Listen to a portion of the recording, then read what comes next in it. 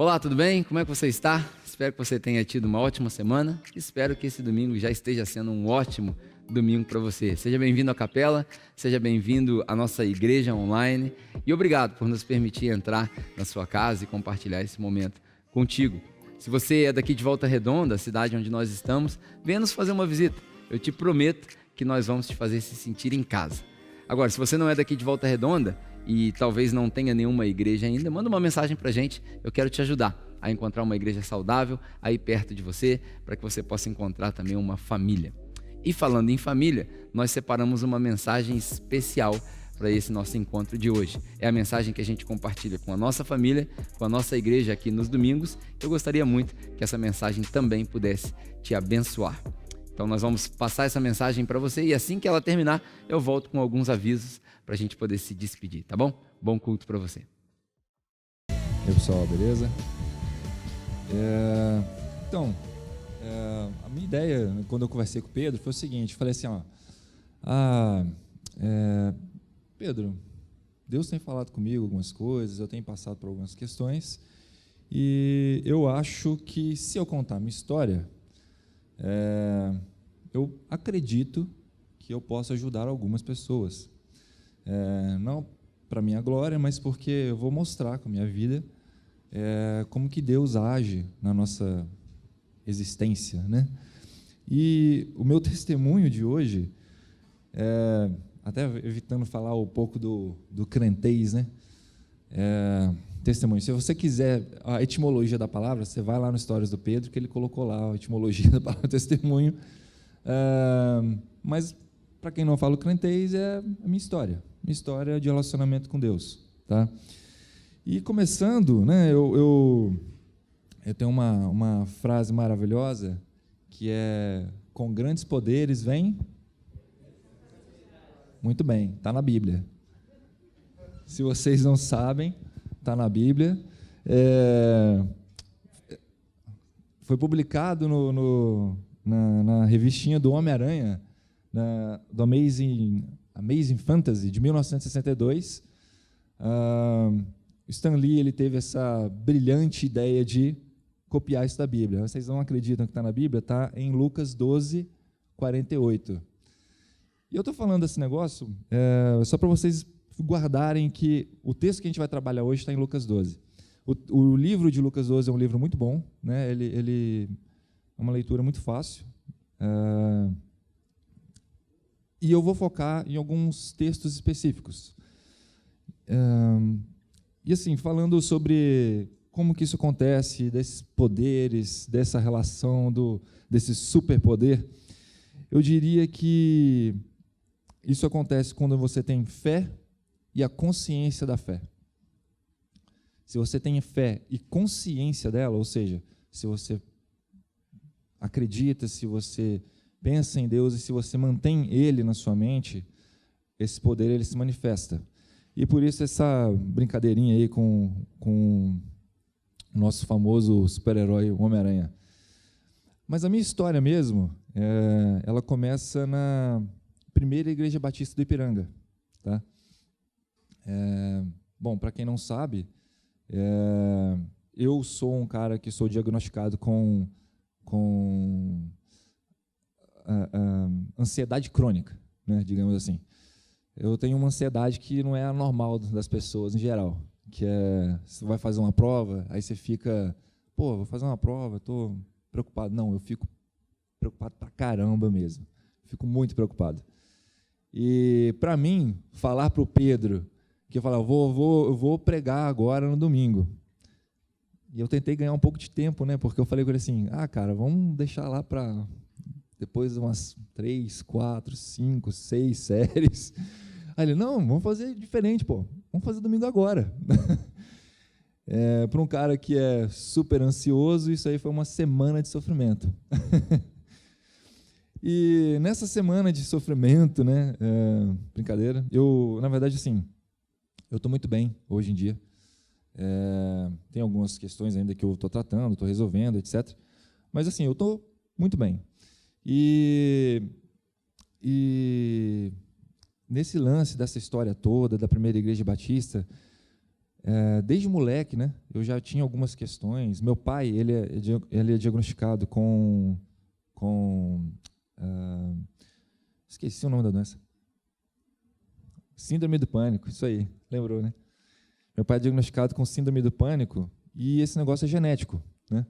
Só que, no meu caso, eu não tive síndrome do pânico, eu tive essa ansiedade crônica.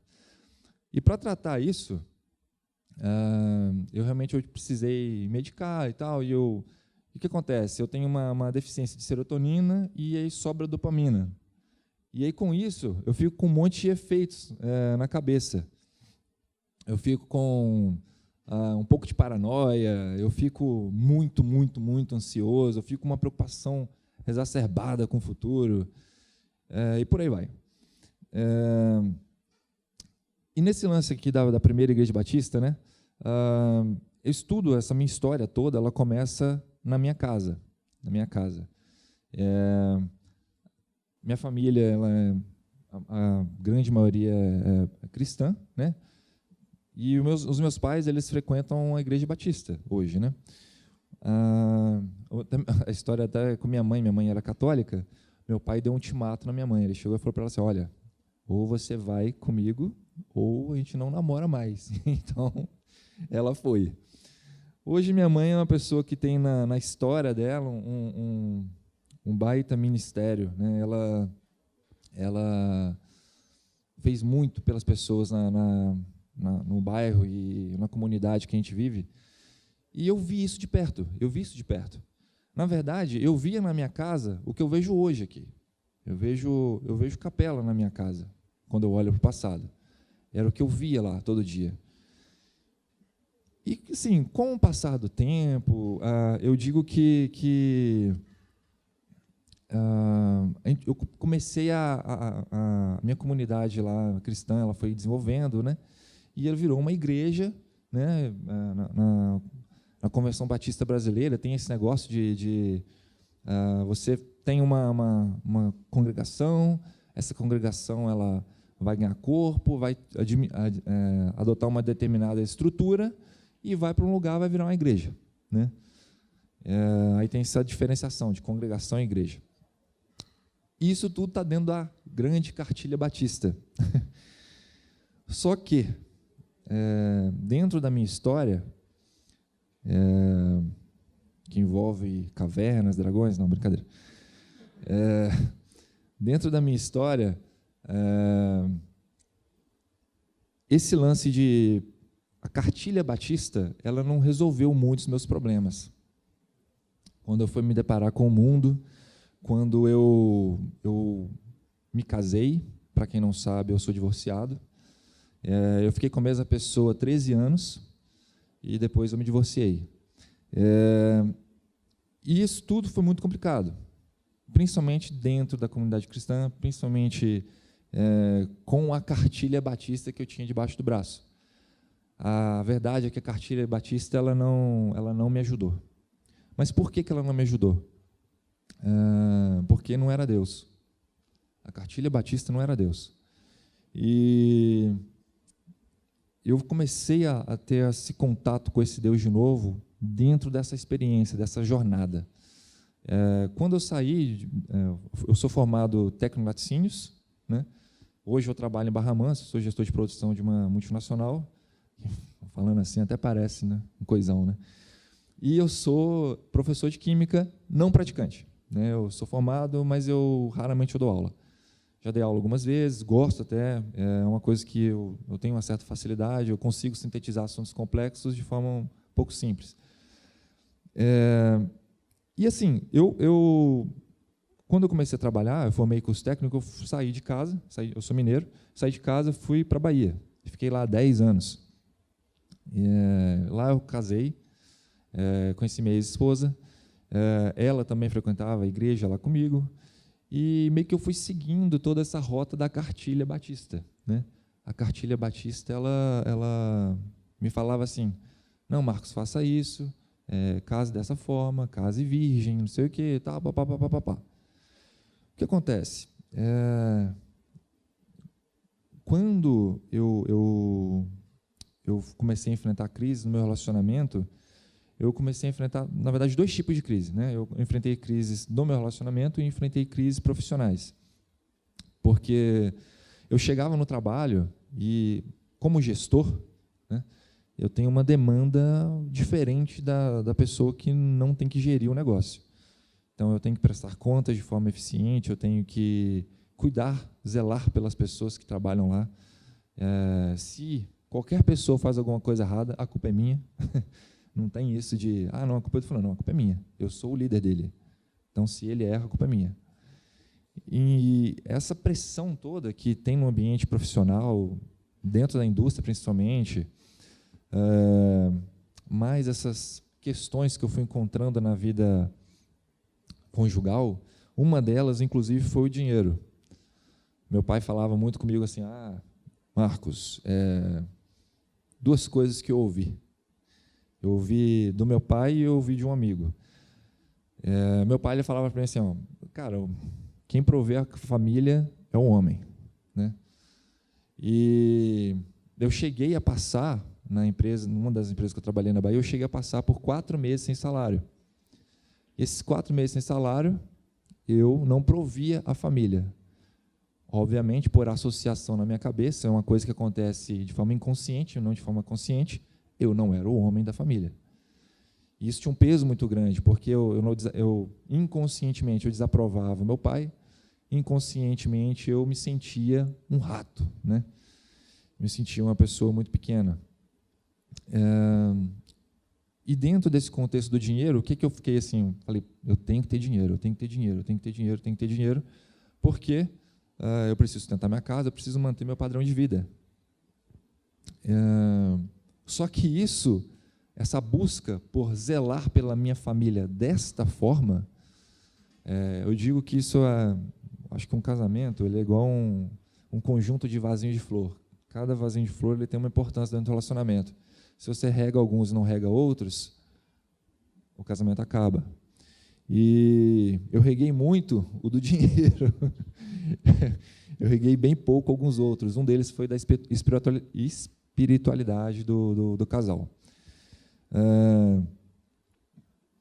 E aí tem a ver também com uma frase que eu aprendi lá na primeira igreja Batista Ipiranga, que é: quanto mais próximo de Deus, melhores são os relacionamentos. Quanto mais próximo de Deus, melhores são os relacionamentos. Na verdade, eu dei uma virada na frase, para ela ficar um pouco mais abrangente, mas, na verdade, a frase original, lá na primeira igreja batista, era: se você quer medir a qualidade do seu relacionamento com o seu cônjuge ou com sua namorada, você tem que ver o quanto que ele te aproxima de Deus e quanto que o seu relacionamento aproxima os dois de Deus. É assim que você mede a qualidade do seu relacionamento. Bom, pelo menos assim que eu aprendi. E, assim, isso estava dentro da cartilha batista. Com o passar do tempo, aí eu entrei na faculdade, né? Porque eu era formado em curso técnico, mas eu comecei a fazer faculdade. E nessa loucura de ter dinheiro, aí eu fundei uma empresa, aí eu acordava de manhã, tipo 5 horas da manhã, eu ia trabalhar na minha empresa, depois eu saía, ia trabalhar na indústria, aí na hora do almoço eu voltava, trabalhava na minha empresa de novo, depois eu saía, voltava para a indústria, eu trabalhava de novo na indústria, depois quando eu saía da indústria, eu chegava em casa, eu trabalhava de novo na minha empresa, depois eu ia para a faculdade à noite, quando chegava em casa, mal tinha falado com a minha namorada e depois futura esposa. E a vida começou dessa forma, eu fui cada vez mais colocando alguns deuses no meu relacionamento, na minha vida pessoal, na minha vida profissional. Esses deuses foram dinheiro, foram a minha ex-esposa, foram o meu trabalho, esse desespero pelo padrão de vida, e aliado a isso, já esse cenário de ansiedade crônica, eu fui afundando nisso, né? Eu fui afundando nesse cenário de ansiedade crônica diante de todo esse contexto. Tanto que daí que vem o nome da mensagem de hoje, que é Santa Idolatria. Eu estava batendo um papo com o Pedro sobre isso essa semana, e eu falei, pô, pensar no nome, aí veio esse nome, Santa Idolatria. Por quê? Porque eu tinha cartilha, mas a cartilha não servia de nada, porque a cartilha não era Deus. E falando sobre essa questão da idolatria, eu queria, se você tiver com sua Bíblia aí, convidá-lo a dar uma lida no texto de Lucas 12, 22 a 34. A passagem do Homem-Aranha está no versículo 48, só para vocês lembrarem.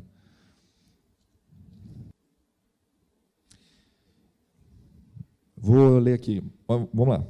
A seguir, dirigiu Jesus aos seus discípulos, dizendo: por isso, eu vos advirto, não andeis ansiosos pela nossa vida, quanto que haveis de comer, nem o vosso corpo quanto haveis de vestir, porque a vida é mais que o alimento e o corpo mais que as vestes.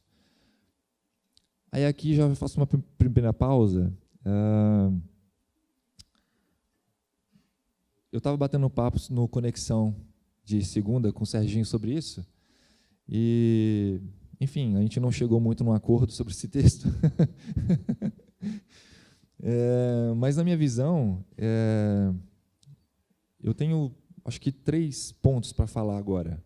3 pontos que foram importantes nesse meu processo de cura, né? E o primeiro deles é: a prioridade de Deus não está no seu padrão de vida. A prioridade de Deus não está no seu padrão de vida. Se você ler esse texto aqui, você entende isso. Aí você fala assim, mas, pô, é só comida e roupa?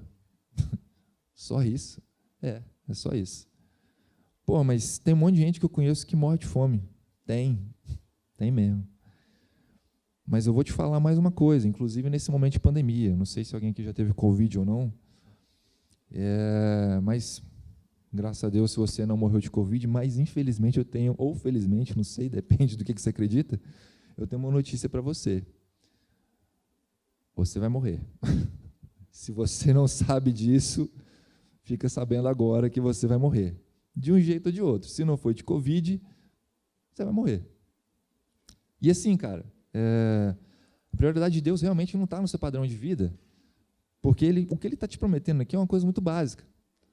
E assim, aqui está o meu primeiro ponto de hipocrisia na minha vida, porque eu não quero esse básico que Deus prometeu, não. Vou ser bem honesto. Eu não quero. E eu acredito que a maioria de nós não quer. Esse exercício de fé, de chegar e falar para Deus, olha, foi até uma proposta do Pedro, numa pregação mais antiga nossa, ele falou assim, Deus, faz o seguinte, você chega em casa, pegou seu salário todo, aí você bota ele em cima da mesa, fala assim, Deus, está aqui o meu salário. O que o Senhor quer que eu faça com ele? Essa foi a mensagem do Pedro. E a provocação dele foi o seguinte, cuidado, que Deus pode responder. E eu vou ser bem honesto, eu sou hipócrita. Eu não quero que Deus responda, que eu tenho medo da resposta. Eu quero manter o meu padrão de vida. Eu quero, eu até brinquei de manhã, o pessoal falando de manhã, eu quero comprar o PlayStation 5 para jogar o Homem-Aranha. Eu quero, não sei, às vezes você aqui não curte videogame, às vezes quer fazer um churrasco em casa, sei lá, ou quer fazer aquela viagem que você tanto sonhou. Pois é. Mas, cara, nada disso é prioridade para Deus. Não é. Ele não está preocupado com isso, não. Agora, Deus não está preocupado com sua vida?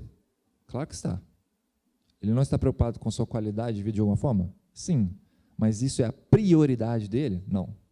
Não é. E isso foi meu primeiro tapa na cara, porque, primeiro, minha empresa, eu quebrei, mas foi uma experiência bacana, eu fiquei com uma baita experiência com isso. E segundo, quando eu divorciei, metade da grana, né? Já sabe como é que funciona, metade da grana foi embora. E aí eu tive que aprender com isso, eu falei assim, realmente, eu acho que o caminho não é esse. E aí, continuando no texto aqui, a gente vai lá para o 29 agora. Não andeis, pois, a indagar o que haveis de comer ou de beber, e não vos entregueis às inquietações, porque os gentios de todo mundo é que procuram estas coisas, mas o vosso Pai sabe que necessitais delas. Buscai antes de tudo o seu reino, e essas coisas vos serão acrescentadas. Eu quero mudar um pouco a ideia da palavra poder, que eu falei no início de manhã e no início do texto. Eu acredito o seguinte, eu acredito que para você requisitar o seu poder como cristão, você tem que abrir mão dele. Requisitar o seu poder requer abrir mão dele. Por que eu li esse texto e falei isso? Acho que vocês já devem ter visto muitas vezes em frases de carro, né, aquela coisa assim, buscai primeiro o reino de Deus e todas as coisas vos serão acrescentadas. Só que está faltando um conectorzinho aí na palavra. Não é todas as coisas, é todas estas coisas. Que coisas? Roupa e comida. E está muito bom. E aí? Eu não sei se isso é suficiente para você, mas eu não quero abrir mão desse controle. Eu não quero abrir mão do poder. Eu não quero falar, Deus, cuida da minha vida. Eu não quero. Eu não tenho coragem de fazer isso. Eu não entendo isso plenamente para poder fazer isso. Mas esse é o exercício. E aí que está o meu segundo erro. Eu vivia demais, muito, muito ansioso. E eu, no processo de encontrar cura da ansiedade, eu só encontrei quando eu cheguei aqui na capela, sabe? Quando eu comecei a conhecer a complexidade de Deus,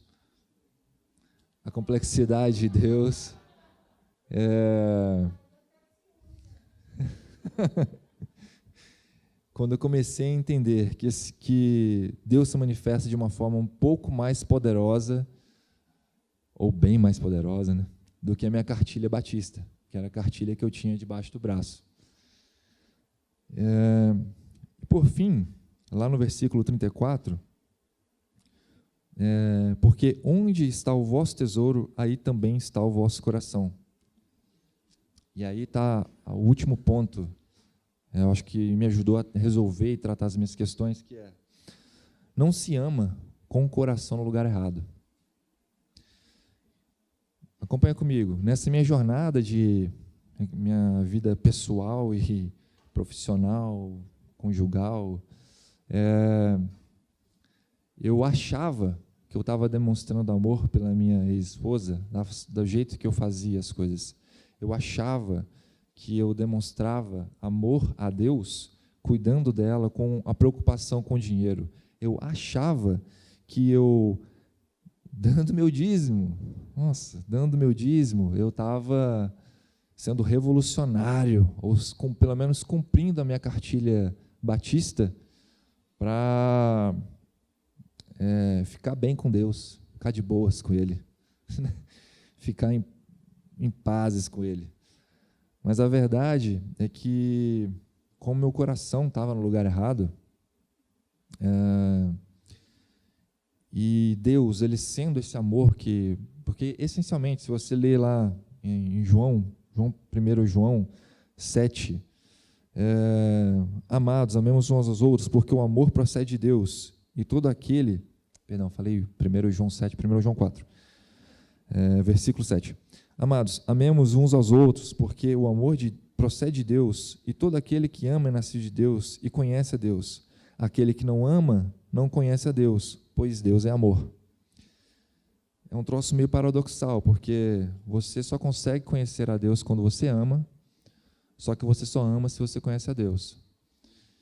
E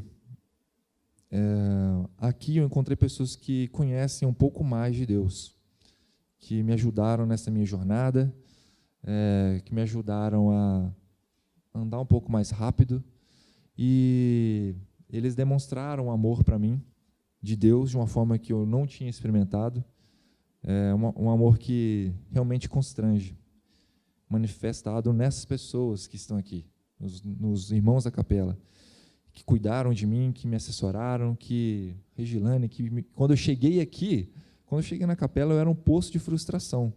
Eu como professor de química, né, eu fico nessas viagens, né, falando de galáxia, universo.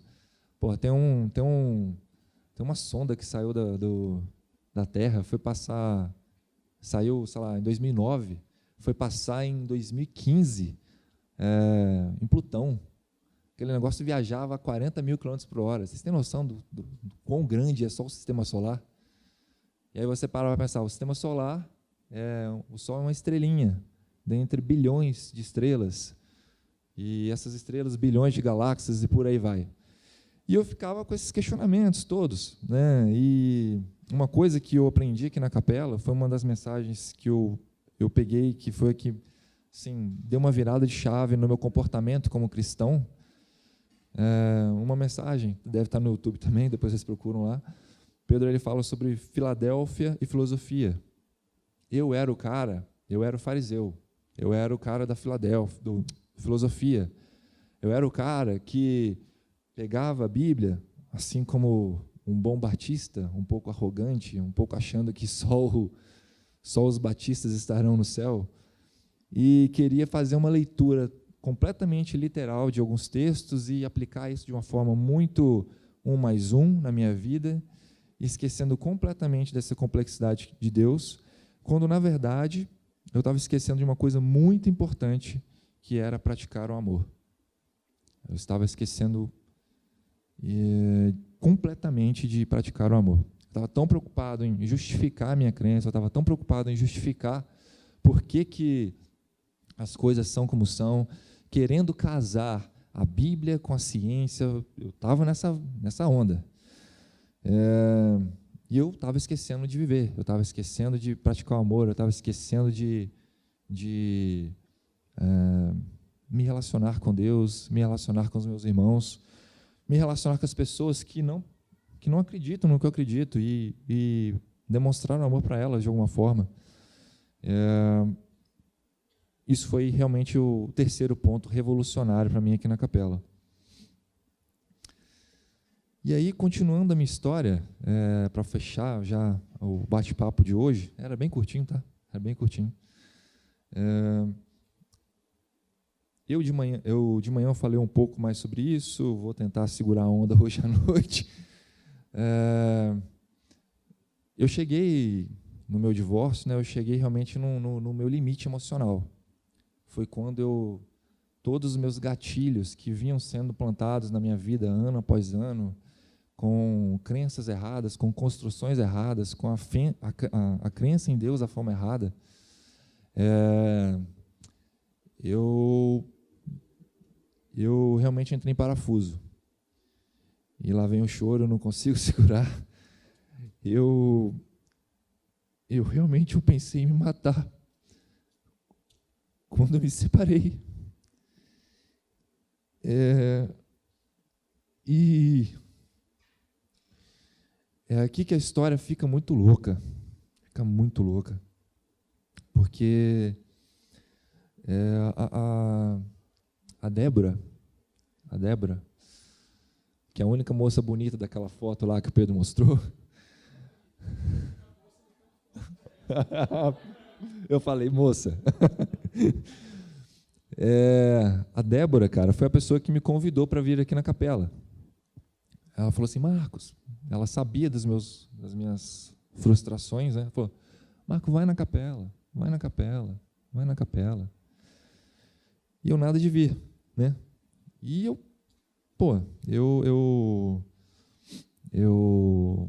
ficava relutando, né? Eu estava meio frustrado com a separação, estava indignado com Deus, estava com raiva do meu pai, com a minha mãe, estava com raiva do mundo.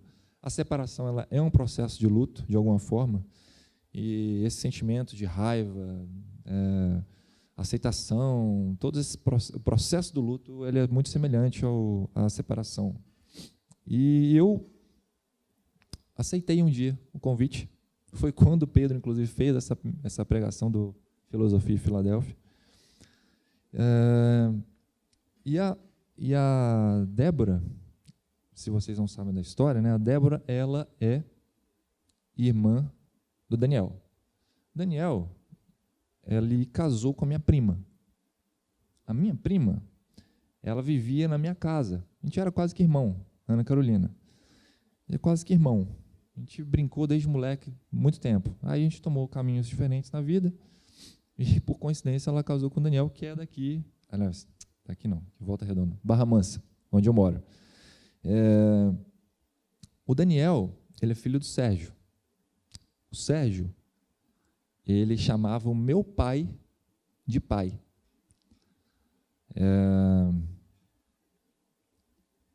E ele falava assim, Zé Maria, é muito bom ter você como meu pai. Ele falava isso. O nome do meu pai é Zé Maria. E ele, o Sérgio, junto com o meu pai, fundou a Congregação Batista do Ipiranga. E a Congregação Batista do Ipiranga, ela, depois que ela saiu da minha casa e foi para o morro lá do bairro lá e virou igreja dentro da Cartilha Batista, ela tinha um apelido. E vocês sabem qual que era o apelido dessa primeira igreja batista? Lá em Juiz de Fora, há, 18 anos atrás? Capela. Era o apelido. A gente usava lá. Daniel foi uma pessoa-chave na minha vida. Daniel e várias outras pessoas. Ele foi uma pessoa que esteve comigo nesse processo da minha cura, e foi o cara que chegou para mim e falou assim: Marcos, não se mata, porque você vai acabar com seus pais. E quando eu olho para isso tudo, eu só consigo ver propósito, eu só consigo ver a ação de Deus em tudo que aconteceu. Eu só consigo ver Ele agindo e de uma forma muito louca, forma muito doida, permitindo passar por tudo que eu passei, para conseguir falar para vocês assim: olha, é difícil, mas tem jeito. Minha proposta para vocês, inclusive, é essa: que vocês saiam daqui pensando, refletindo como que Deus, ele colocado no lugar certo, ocupando o lugar certo, não colocando outras coisas como Deus na sua vida, vocês vão experimentar uma revelação fantástica do amor dele. E falando sobre amor, tem uma música que eu gosto muito. Acho que quem me conhece e acompanha os meus stories já viu eu publicando essa música nos meus stories do Instagram. Não gosto muito, não. Publiquei só umas 200 vezes essa música.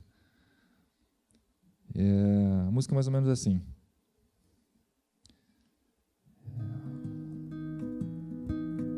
Essa aí.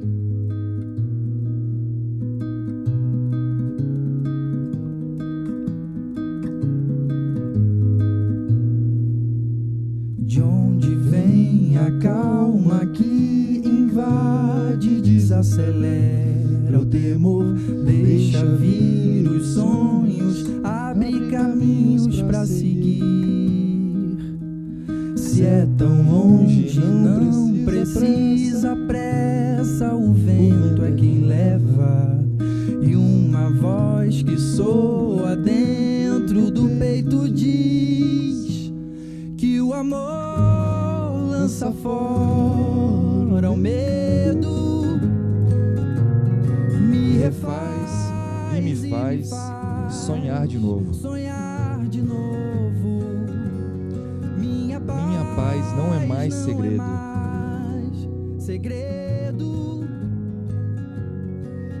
Invadiu meus dias mais sombrios, fez morada em mim. O amor.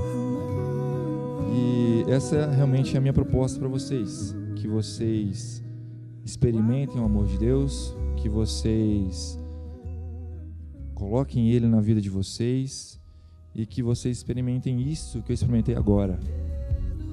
Paz. Amém?